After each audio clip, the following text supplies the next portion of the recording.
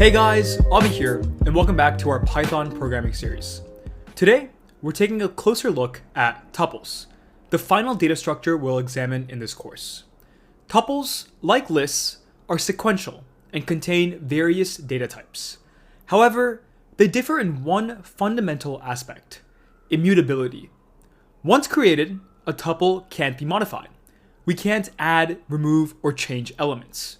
This permanence can be highly advantageous in certain programming scenarios, which we'll dive into shortly. To create a tuple, we use rounded parentheses instead of square or curly ones.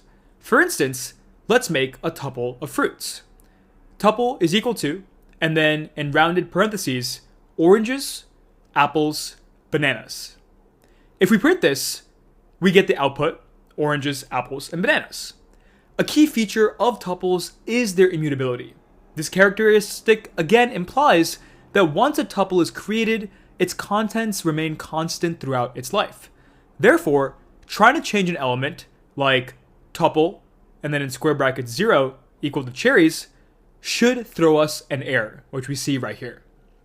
So you might be wondering, why would anyone use a tuple if they're so restrictive? Here are a few reasons. Number one, consistency. Since tuples are immutable, they guarantee that the data they hold will remain unchanged. This is particularly useful when we want to ensure certain data remains constant throughout a program. The other is safety. Tuples protect the data they contain. This is beneficial when our program has global variables that shouldn't be changed. In Python, you can still access tuple values using indexing similar to lists. For example, just like we tried, tuple 0 should give us oranges, and tuple 1 gives us apples.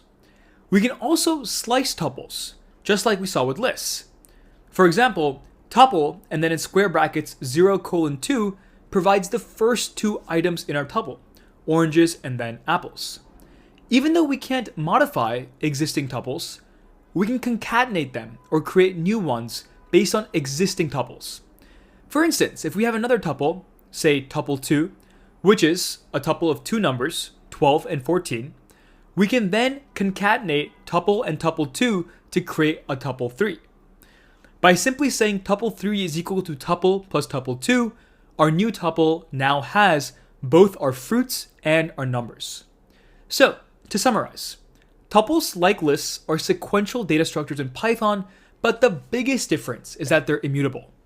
We create tuples using round parentheses and access their elements via indexing and slicing.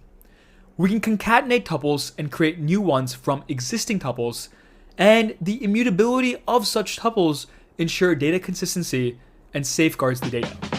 That was an overview of tuples in Python. Thanks for listening, guys, and I'll see you in the next video.